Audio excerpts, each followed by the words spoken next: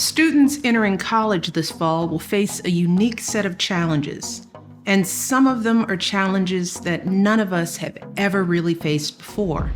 El Camino won't be opening for the fall semester. Basically, school is still all online.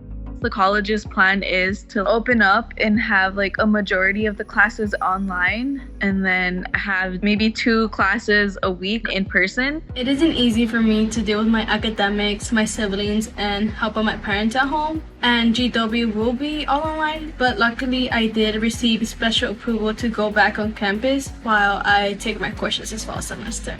They have given us some options. One option is to go down to school. It's going to be a ton of sanitation, of course. And then the other option is they're allowing us to do remote learning as well. Right now, I'm just leaning towards remote learning. This summer, I've been working, doing an internship at NASA Goddard for the past couple weeks. I would have actually been there if there was no pandemic going on. That means it's going to be even more important to take care of yourself and build strong ties with friends and mentors.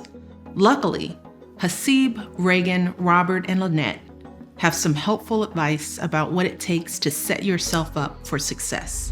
Ask yourself why you're going to college before you actually come.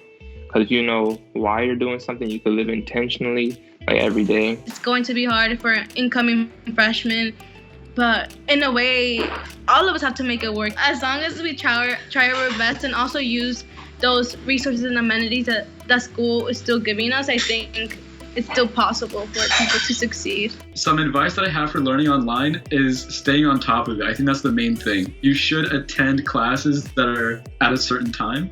I think that's really important because it's really easy to just kind of skip them and then the professor uploads them later, but then they end up piling up like crazy. No matter what you're up against, you've got to take care of your own mental health. Make sure you're talking with people you trust about what you're going through. And be sure to take the time to relax and recharge. I promise it'll pay off. After we were sent home in March, I never found the motivation to even, put that 1 hour for myself. And it really affected me because I was always so anxious and so stressed. I started working out daily. And honestly, for me, it has helped me to see things more positively because if we don't take care of ourselves physically, then there's no way for us to, be well mentally. I think what I'm most excited to see is how I deal with it and how I find that peace within myself, staying at home and kind of going through all this work at the same time.